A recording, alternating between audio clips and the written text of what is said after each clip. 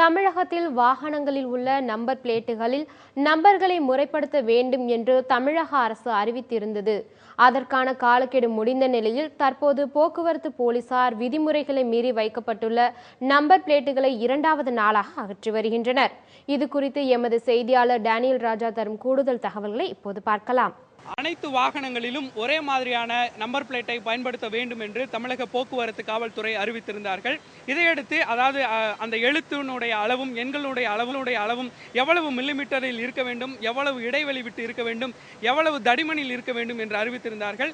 அதாவது ஓன்போர்டு வைத்திருப்பவர்களுடைய வாகன எண்கள் பின்புலத்திலே வெள்ளையும் எண்களும் எழுத்துக்களும் கருப்பு நிறத்திலேயும், டீபோர்டு ஓட்டக்கூடியவர்களுடைய வாகனங்களிலே பின்புலம் மஞ்சளாகவும் எழுத்துக்களும் எண்களும் கருப்பு நிறத்தில் இருக்கும். ஆனால் இதை மீறி பல்வேறு கட்சிக்காரர்கள் உள்ளிட்ட பலர் தங்களுடைய விருப்பத்திற்கு இதை செய்திருக்கிறார்கள். அதாவது தங்களுடைய கட்சி சார்ந்த நிறங்களிலும் மேலும் அவர்கள் தொழில் சார்ந்த வண்ணங்களிலும் எழுத்துக்களை பூசியிருந்தார்கள்.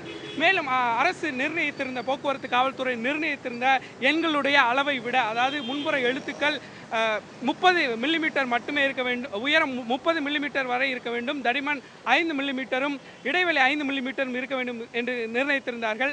ஆனால் அதை கருத்தில் கொள்ளாத பலருடைய வாகனங்களை போக்குவரத்து காவல்துறையினர் நேற்றிலிருந்து அவர்களுடைய நம்பர் பிளேட்டை கலற்றி வருகிறார்கள். உதாரணமாக இந்த வாகனங்கள் நிர்ணயிக்கப்பட்ட அளவை விட மிக அதிக அளவிலே மிக பெரிய எழுத்துக்களாக இருக்கிறது. அதாவது எண்களும் எழுத்துக்களும் கிட்டத்தட்ட ஒரே அளவிலேயும் ஒரே உயரத்திலும் ஒரே இடைவெளி விட்டு இருக்க வேண்டும். ஆனால் இது போன்ற விதிகளை மீறிய வாகனங்களை காவல்துறையினர் இன்று கைப்பற்றி அவர்களுடைய நம்பர் பிளேட்டை கலற்றி அவர்களுக்கு கிட்டத்தட்ட ஒரு ஃபைன் போட்டு கொடுத்திருக்கிறார்கள். மீண்டும் அவர்களுடைய நாளைக்குள் அவர்கள் நிர்ணயிக்கப்பட்ட அளவிலே அந்த நம்பர்களையும் எண்களையும் மாற்றவில்லை என்றால் மீண்டும் அவர்கள் ஃபைனுக்கோ வேறுவித தண்டனைகளுக்கோ உட்படுத்தப்படுவார்கள் என்று தெரிகிறது. சென்னையில் கிட்டத்தட்ட 30 இடங்களில் இது போன்று